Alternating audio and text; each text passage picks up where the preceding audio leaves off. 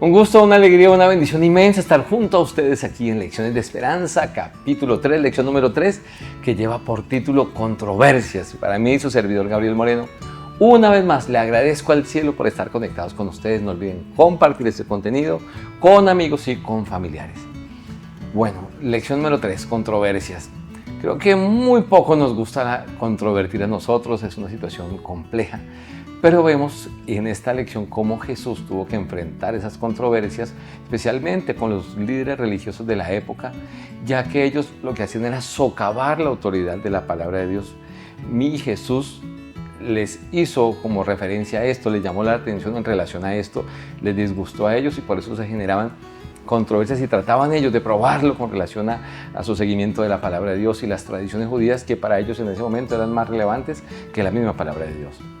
Y esa semana nos invitaban a reflexionar en un versículo del libro de Marcos, capítulo 2, versículo 27 al 28, y dice así: También les dijo, el sábado fue hecho para el hombre, no el hombre para el sábado.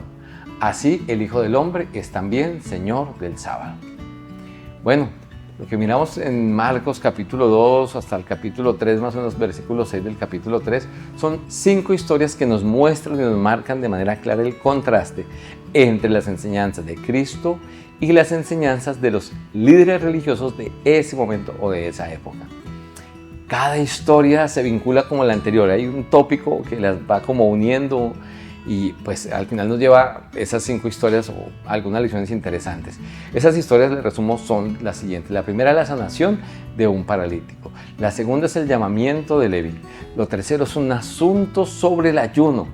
Lo cuarto es acerca de la observancia del sábado y quinto la curación en sábado que Jesús hizo. Vamos a mirar esas historias de manera súper resumida en este momento.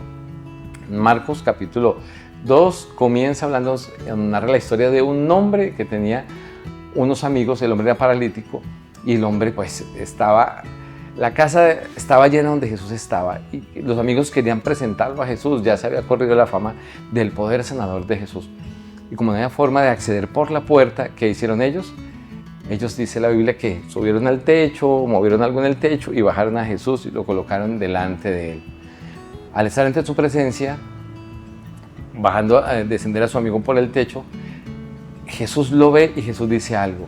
Destaca el hecho de la fe, el amor de los amigos por su compañero.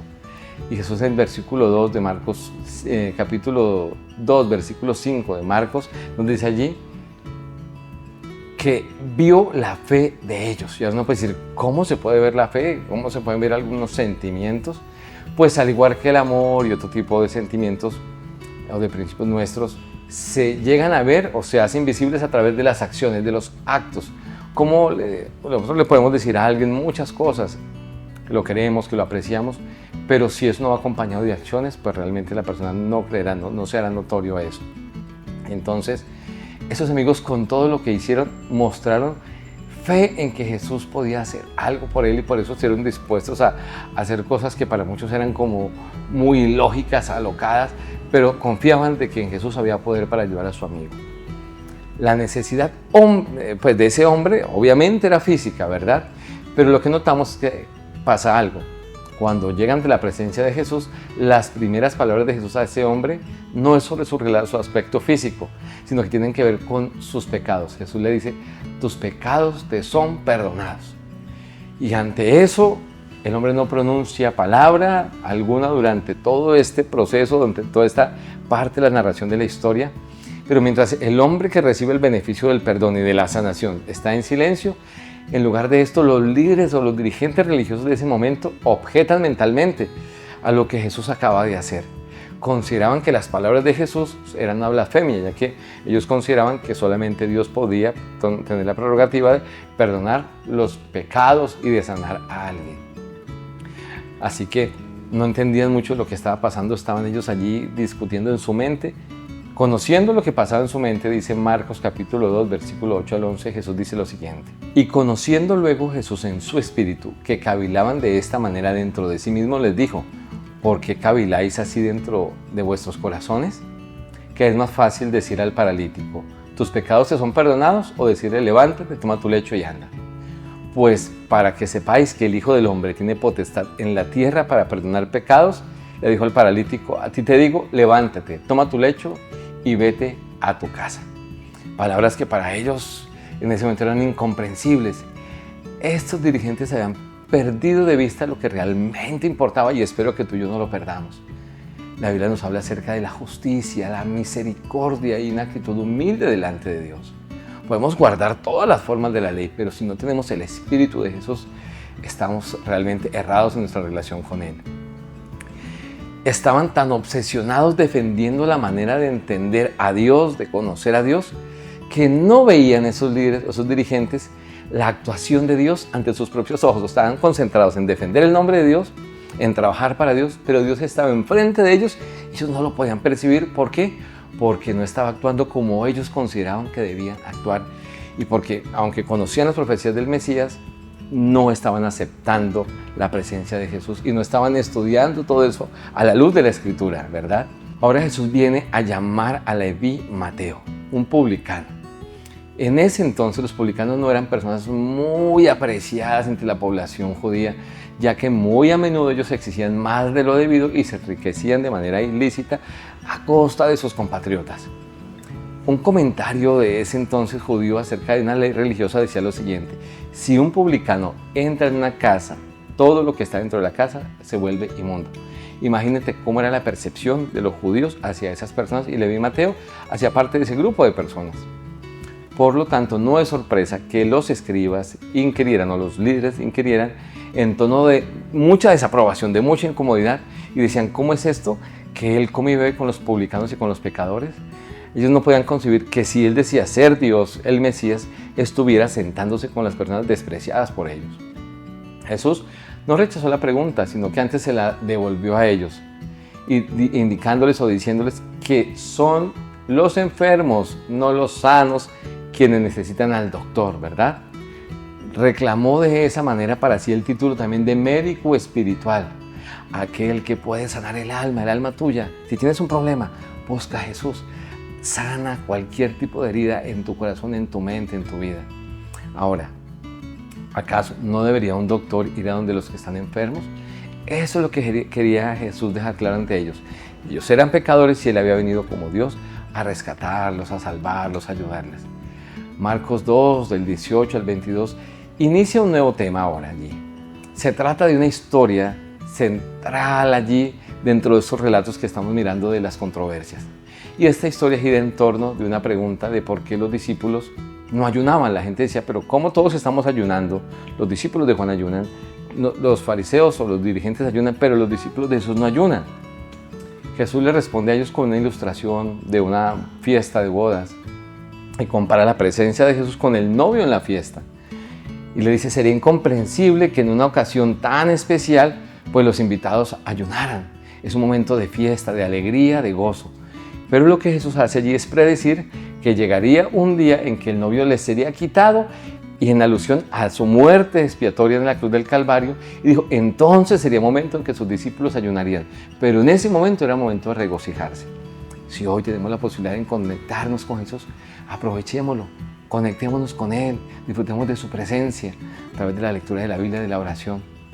Mis apreciados, y pronto el Señor Jesús vendrá. Y cuando venga momentos de dificultad también podemos sacar el tiempo para acercarnos a Él, para orar mientras Él regresa a llevarnos al lugar que tiene preparado para todos nosotros. Ahora en Marcos 2, del 23 al 24, los fariseos acusan ahora a los discípulos de quebrantar el sábado, ya que la tradición judía prohibía 39 formas de trabajo durante este día. Y estas incluían, según los fariseos, lo que los discípulos acababan de hacer, que era tomar algunas espigas de trigo para alimentarse. Eso lo encontramos en Marcos 2, 23 y 24. Allí dice, aconteció que al pasar por los sembrados, un día de reposo, sus discípulos, andando, comenzaron a arrancar espigas. Entonces los fariseos le dijeron, mira, ¿por qué hacen en el día de reposo lo que no es lícito? Ante este cuadro Jesús da respuesta a esto con la historia de David, con los panes de la proposición, que se registra en la Biblia en 1 Samuel, capítulo 21. Los panes de la proposición eran reemplazados durante el día sábado. Por lo tanto, el viaje de David pudo, dice, según lo que leemos en la Biblia, haber sido una huida de emergencia, no era algo planificado, y le tocó en ese día huir. Ahora Jesús argumenta que si era justificado que David y sus hombres hubieran tomado esos panes especiales de la proposición en sábado, entonces sus discípulos, a razón de la necesidad que tenían en ese momento particular, pudieran recoger algunos granos y comieran en ese día. Jesús indica además que el sábado, mis apreciados, fue creado para beneficio tuyo y mío, del ser humano, lo que él dice, para la humanidad completa, y no a la inversa, no es que nosotros seamos creados para beneficio del sábado.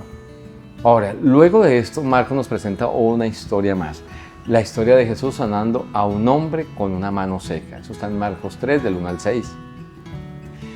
Cuando leemos otra historia podemos ver a un Jesús siempre en acción. Y en esta ocasión hace una curación en sábado, algo que los deja perplejos a los dirigentes. Cuando tú y yo leemos ahora Marcos 3, del 3 al 6, dice: entonces dijo al hombre que tenía la mano seca: levántate y ponte en medio. Y les dijo: ¿es lícito en los días de reposo hacer el bien o hacer el mal? ¿Salvar la vida o quitarla? Pero ellos callaban. Entonces, mirándolos alrededor con enojo, entristecido por la dureza de sus corazones, dijo al hombre: extiende tu mano. Y él la extendió, y la mano fue restaurada y sana. Dice: y salidos los fariseos tomaron consejo con los herodianos contra Jesús para destruirle. Allí podemos ver que la controversia acerca del sábado no era acerca del sábado en sí. Los dirigentes religiosos querían acusar a Jesús si hacía algo en sábado y estaba sanando. Jesús no rehuye esta confrontación allí con ellos. Él establece un contraste entre hacer lo bueno y hacer lo malo, entre salvar la vida o quitarla. Hacer el bien, salvar a otros, ayudar a las personas, es apropiado hacer en día sábado. Ahora, dos historias también muy interesantes en Marcos capítulo 3. El primer relato nos habla de cómo los suyos, los cercanos, sus parientes, sus discípulos, creen a Jesús estar fuera de sí o mentalmente desequilibrado, y los líderes religiosos lo acusan de ser cómplice del diablo. Y en el segundo relato que está allí, dice, se nos hablaba acerca, le estaban anunciando a Jesús que su familia había venido por él, que estaban esperando por él para que saliera a recibirlos, pero Jesús los deja atónitos al decirles: ¿quiénes son mi madre y mis hermanos? Ellos no entendían lo que Jesús estaba contestando en ese momento. Los escribas presentaban la acusación de que el poder sanador de Jesús no provenía de Dios, sino del enemigo. Jesús responde a eso con una pregunta general: ¿cómo puede Satanás echar fuera a Satanás? No tiene sentido que Satanás obre contra sí mismo. Jesús habla de división dentro de un reino. En este contexto, Jesús les habla de un pecado que puede ser imperdonable. Eso está en Marcos 3, 28 y 29. Allí dice: de cierto os digo que todos los pecados serán perdonados a los hijos de los hombres y las blasfemias cualquiera que sean. Pero cualquiera que blasfeme contra el Espíritu Santo no tiene jamás perdón, sino que es reo de juicio eterno, porque ellos habían dicho: tiene espíritu inmundo. Aquí está hablando Jesús. Ellos estaban negando su voz a escuchar lo que Dios tenía para ellos. Estaban viendo a Dios actuar y estaban negándose a escuchar la voz del Espíritu Santo. Estaban cayendo en el pecado imperdonable y Él quería que ellos vieran ese peligro para que pudieran como revertir del camino en el que estaban avanzando. Hay una acusación de inestabilidad mental hacia Jesús, y eso es algo muy serio para hacer contra alguien. Lo típico es que esto surja de experiencias con una persona que se puede considerar como una amenaza para la sociedad o para otras personas. La familia de Jesús sintió que ese era el caso, pues estaban tan ocupados Jesús ayudando a otros, predicando a otros, que no tienen ni siquiera tiempo para alimentarse. Así que decidieron ellos ir a hacerse cargo, a ayudarlo a él. Vemos cómo Jesús, en este contexto, le dice a las personas que su familia, sus hermanos son los que hacen la voluntad de Dios, ¿verdad? Y vemos cómo se mezclan estas historias. Jesús está hablando allí de quién es su familia, lo acusaban a él de trabajar para el enemigo, él habla de una casa dividida, y era lo que estaba pasando. Estaban divididos los cercanos, lo que dice los suyos se habían dividido en relación a Jesús, su propia casa estaba dividida en contra de él, pero Jesús resuelve esta situación tan compleja redefiniendo el concepto de la familia. Dice: su verdadera familia está constituida por quienes hacen la voluntad de Dios junto a Él. Y haciendo énfasis de que Satanás, sería ilógico que Satanás venga a atacarse a sí mismo, ¿verdad? Y de manera dejó claro Él que él venía de parte de Dios a contrarrestar el trabajo y el reino del enemigo. Ahora, resumiendo lo que encontramos en esta lección número 3, podemos decir lo siguiente. Cristo tiene autoridad suprema para perdonar pecados y te puede perdonar a ti. Acércate a Él, arrepiéntete, busca su perdón. Vino a buscar a los enfermos y a llamar a los pecadores. Vino por nosotros. Si te sientes pecador o pecadora, ven a Jesús. Si te sientes lleno de enfermedad del pecado, ven para que Él te sane, para que Él te limpie, para que Él te restaure. Como Mesías, iría a la cruz del Calvario. Hubo un tiempo que estuvo con ellos, pero en esta historia vimos cómo anunció que habría un día en que no estaría. Cristo Jesús fue a la cruz para salvarte a ti, para salvarme a mí, y aún para dar una oportunidad de salvación a los que tanto lo criticaron y generaron controversias alrededor de su ministerio. Cristo es el Señor aún del sábado y nos invita ese sábado a adorarle, a servir a otros y sobre todo a obedecerle a Él. El sábado es para alabar a otros, para hacer el bien y no el mal. Y somos su familia cuando hacemos su voluntad. Y su voluntad está en su palabra. Ojalá Dios nos ayude a ser parte de esa familia de Dios. Y si surgen controversias hacia ti, que sean porque tú y yo seamos fieles a la palabra de Dios. Permíteme orar por ti. Buen Dios, gracias por darnos tu palabra. Gracias por recordarnos lo poderoso que eres, Señor. Gracias por recordarnos que has dejado un día maravilloso para alabarte, para ayudar a otros. Gracias, Señor, porque estuviste dispuesto a hacer lo que fuera necesario para sanar, para restaurar, Señor. Ves nuestra fe y, Señor, la aprecias y la recompensas también. Bendice a la persona que ve y escucha este contenido. Dale tu paz, tu amor, cubra su vida y la de su familia. Pues lo pedimos y lo agradecemos en el nombre poderoso de Jesús. Amén. Dios te bendiga, disfruta del amor y del poder de Jesús en tu vida también y te esperamos en un nuevo capítulo de Lecciones de Esperanza.